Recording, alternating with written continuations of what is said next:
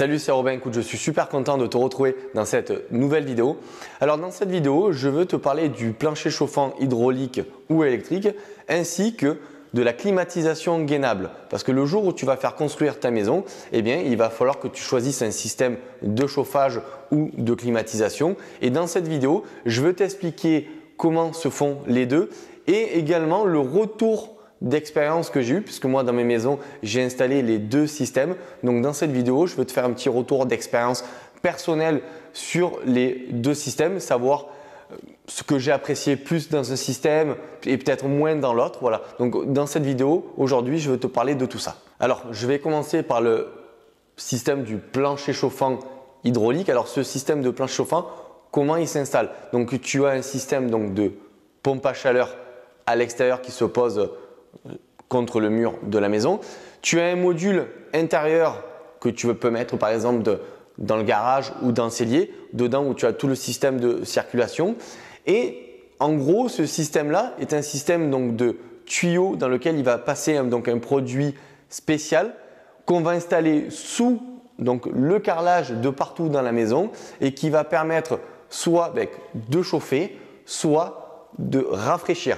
Alors, j'insiste sur le mot rafraîchir puisque un plancher chauffant hydraulique, je dirais, ne fait pas de froid, ne climatise pas. Il rafraîchit.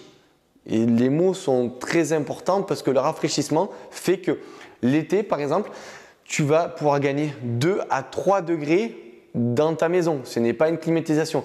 Ce n'est pas à partir du moment où tu l'installes et dire bah, écoute, voilà, je vais pouvoir gagner 10 degrés dans ta maison. Non, ce n'est pas possible.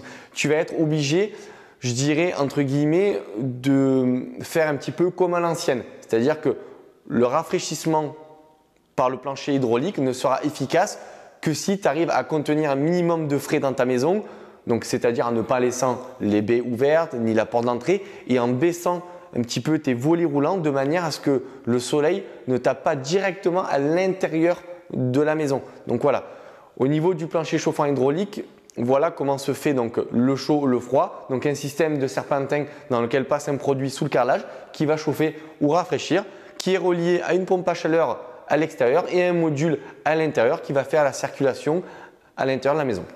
Au niveau du plancher chauffant électrique, c'est un petit peu pareil, sauf que c'est des résistances électriques qu'on va mettre sous le carrelage et qui vont permettre de chauffer la maison. Alors ce système-là ne permet pas de rafraîchir parce que c'est des résistances, ça chauffe, ça ne rafraîchit pas. Donc je dirais que le système de plancher chauffant électrique est bien, mais on va dire qu'il n'est pas utile de partout dans toutes les régions. Par exemple, prenons le cas d'une maison qui est en montagne, un peu en altitude. Eh bien, pour chauffer la maison, plutôt qu'un hydraulique avec une pompe à chaleur qui va tirer donc les calories de l'extérieur où il va faire très froid, eh bien, on aura plutôt tendance à installer un plancher chauffant électrique qui lui, ne nécessite pas de pompe à chaleur, juste de l'électricité qui va permettre de pouvoir chauffer la maison, le sol rapidement. Ensuite, pour le système donc, de climatisation gainable, alors c'est un petit peu comme le système de plancher chauffant hydraulique. Tu vas avoir donc une pompe à chaleur qui va se situer à l'extérieur de la maison contre le mur.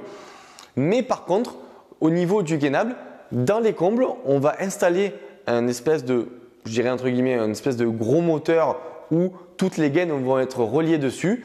Et ensuite, au niveau du plafond placo, tu vas avoir des bouches, ce qu'on appelle de soufflage, donc qui vont souffler du chaud ou du froid.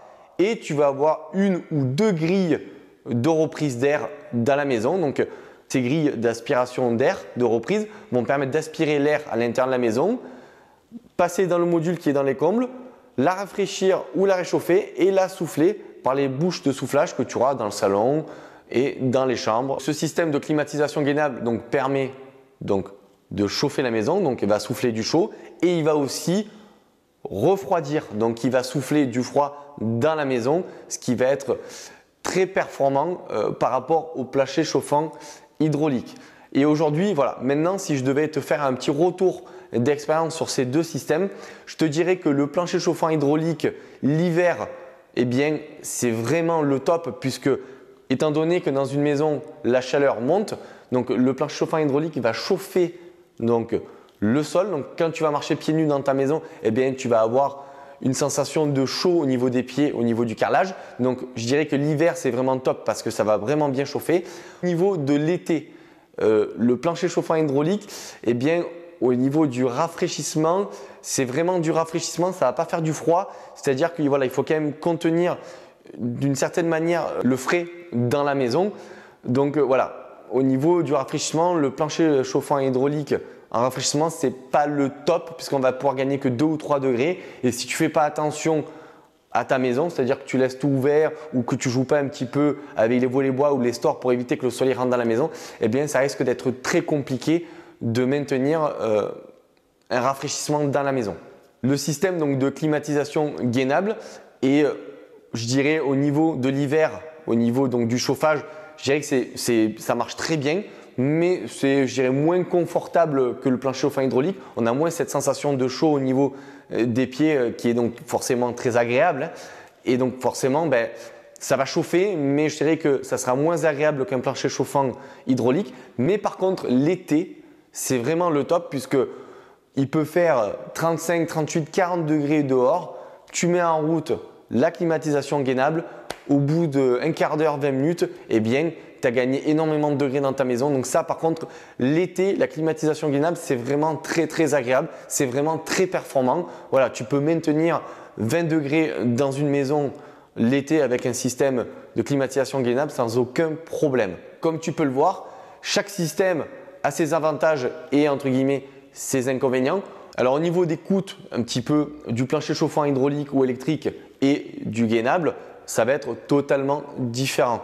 Donc le système gainable va être moins cher à l'installation que le plancher chauffant hydraulique et le système électrique sera le moins cher des 3 systèmes. Mais bon, comme je te l'ai expliqué dans la vidéo, chaque système a ses avantages et ses inconvénients et je dirais une situation spécifique pour les utiliser.